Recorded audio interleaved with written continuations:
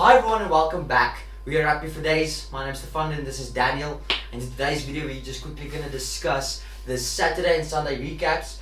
Just beforehand, excuse the lighting. We're trying something different in evening time. So just excuse that for the moment. We hope the content is very good and then you can just smash the like button either way. Much appreciated. Much appreciated. So we're going to quickly recap that. The first game we're going to look at is Argentina against Tonga. What a game. Daniel, what do you think? Well, congratulations to Montoya scoring a hat-trick. Yes. Crazy. Yeah, it was one of the few hat-tricks in this World Cup so far we've seen. And I think the coach is proud. First start of the World Cup, first two tries, giving Krivy a bit of a rest. I think it's very clever against Tonga, who can tackle very, very hard and hit them very hard. Poor Kremer is certainly feeling today. There was one hit they showed like 8 times where he got creamed. He got creamed. It was crazy. So yeah, good game. I expected Argentina to win a bit further. So, but not a bad game by the standards of Argentina and Tonga. Yes, agreed. Just for the hooker Montoya scoring a hat-trick in the game, in the top 5 try scorers at the moment for the Rugby World Cup, so that's really cool. Tying some wingers like Matishima and so on, so that's quite cool. Talking about Matishima, we're gonna dive into the second game, which was crazy. Japan versus Ireland. History was made. What do you think about that one? Well, Japan has it for someone in green. Because 4 years ago, the box just didn't show up. And this weekend it just seemed that Japan had Ireland's number. It's not that Ireland didn't show up. They were there. They were playing. CJ Stander was giving it his all. That was an intense game to watch. Yes. The thing that stood out for me is the defense of Japan. And this is something that's going to take them a bit further in the World Cup than last time. Yes. And this is something I hope will actually get them maybe to a semi-final. I think it's a bit far-fetched, but it will be nice to see them there.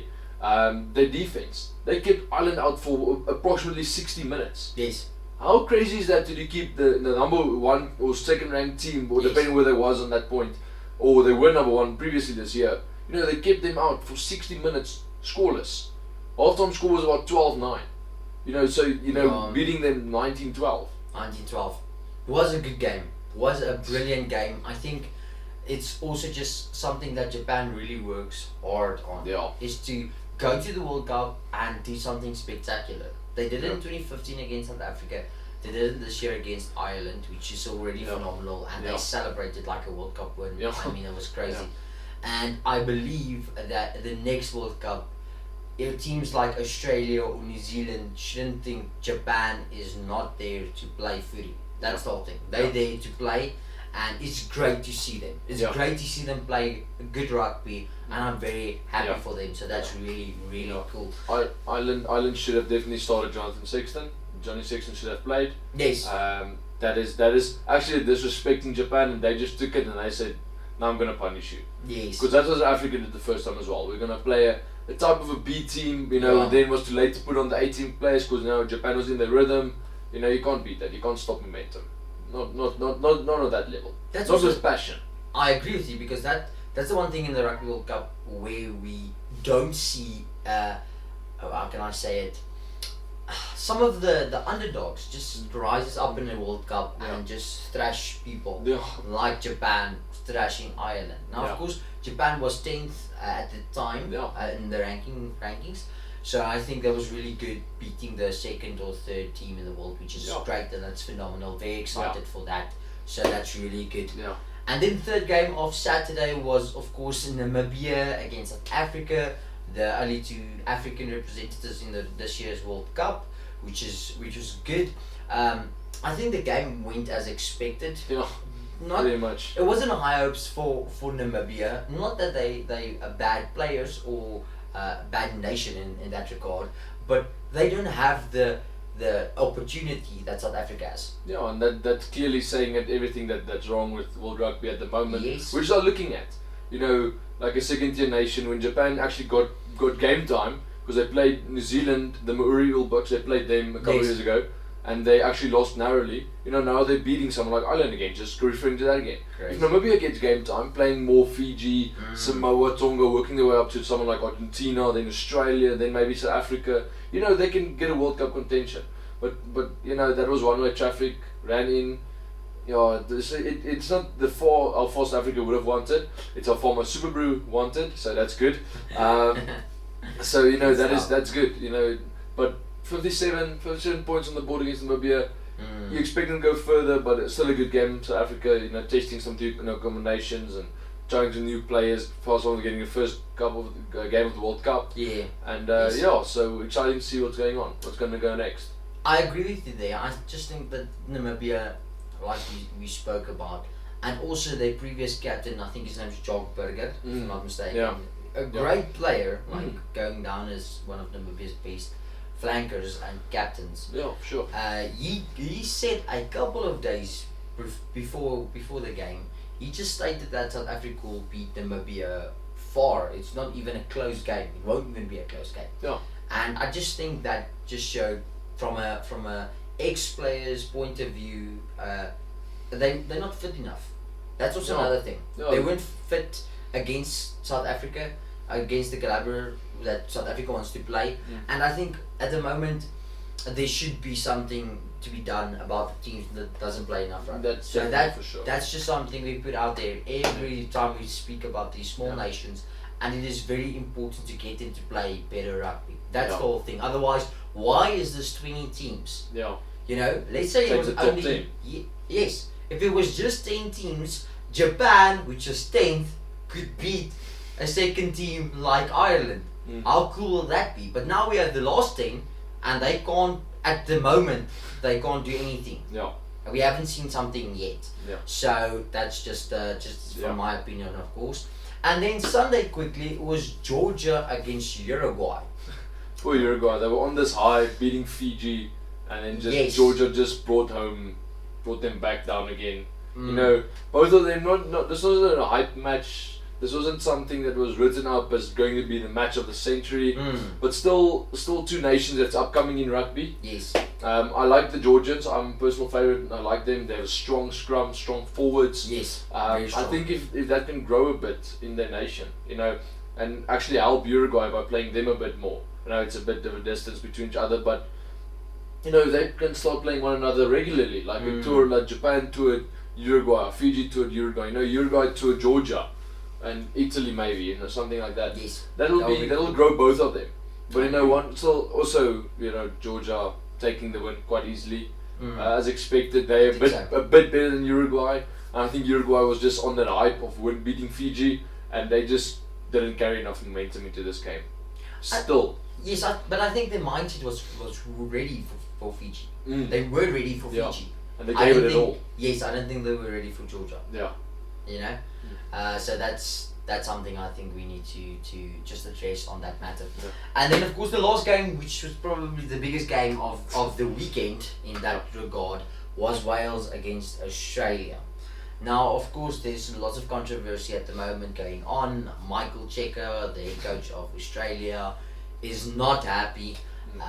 I am currently writing a blog post just about that, so a link will probably go out soon for that. You can just watch out on rugbyfordays.com, our blog, excuse me. So at the moment he's not very happy, stated just after the game. Wales of course won 29 to 25. It was quite a tough game. I think that Bernard Foley didn't play as the general, of course, because he's the Iceman. We call him the Iceman. But in regard to what Japan likes to teach people, is the number 10 is the general, of course. Okay. Good blog post you actually wrote. It's already on, so we'll just drop a link in the comment section below. But he was not the general. He wasn't. He wasn't playing even at Super Rugby level. Yeah, he was nowhere in that game, and that's interesting because when Matt Tamua stepped up, they had 18 points difference. Phenomenal. That's a great statistic actually. Yeah, I think if I'm not mistaken, the halftime score was about 22-7, something like that, and Matt Tamua actually got them 2-3 tries quickly with the conversions. That changes the game. If someone steps up and says, "Coach, I'm here." Yes. And that is the benefit of having a good backup fly off, because Lilafano will start again definitely. Yes. But Matt Tamua put his hand up. So so Foley will have to play a blinder of a game somewhere, where if he gets game time again. And I think that jobbed it. But I like Hooper leading from the front. That was good. Scoring a try as well. One thing that set out to me, I didn't see it in the game happening. I quickly was out of the room at that point. But Grevy bumping. I think it was right. Yes.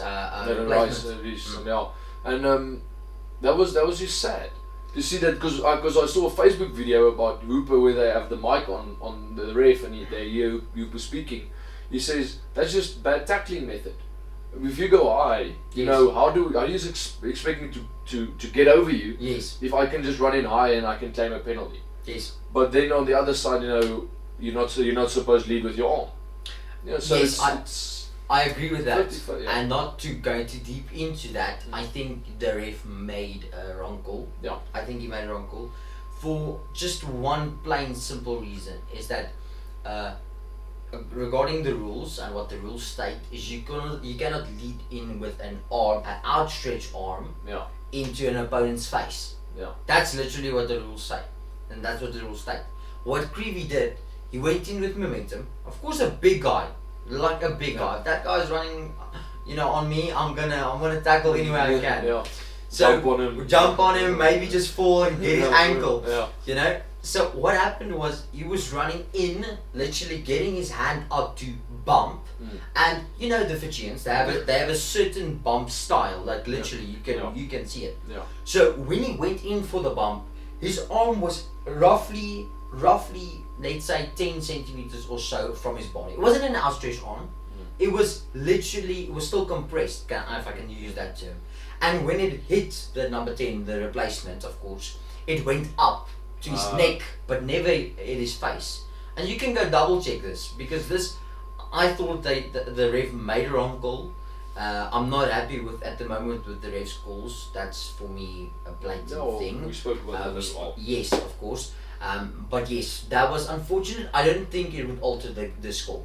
To be honest, it was a 3-pointer. Yes. 26-25. 26-25. I would still think that Wales would have Wales is quite a team, and it's weird if you look at Wales' play style. I don't think they have enough to win the World Cup, but definitely playing test match rugby to the best of its ability. Yeah. You know, not playing the beautiful rugby like, you know, you'll see, you know, backline move, the winger runs around, scores a try. Wales has clinical, effective, I'm taking points, I'm taking it now, and I'm shutting you out. Yes. And the commentators also states it in every game. If you play, they usually say, if you play like this against Wales, they'll just shut you out. Yes. And that's what you want to hear. I agree. Because Wales doesn't have they have the caliber to beat you, but they do it on their own terms. Yes. And Australia, when Samoa came on, he did that. He played Wales against their own structure. He beat them at what they thought they were doing correctly. Because it worked with Foley. Samoa came up, different ball game. Yes, I agree with you there. Yeah. So yes, that was the recaps for Saturday and Sunday. If you disagree with anything we said, please, we would like to hear in the comment section below. Yes. So you can just drop us a comment. That would be really cool. And then just tell us how you thought the games went. Definitely Wales and Australia. How do you think the game should have ended? Did Michael Hooper have a point on that regard? Yeah. So you can just leave that in the comment section below as well. Yeah, and the question of the day is, how did you do on Super Brew this week? Because I had a boss week. He had a boss week, so that's really cool. That's really cool. Okay, guys. We'll see you in the next video, and then good luck and enjoy the Rugby World Cup. Awesome. Thanks, guys. Thanks, guys.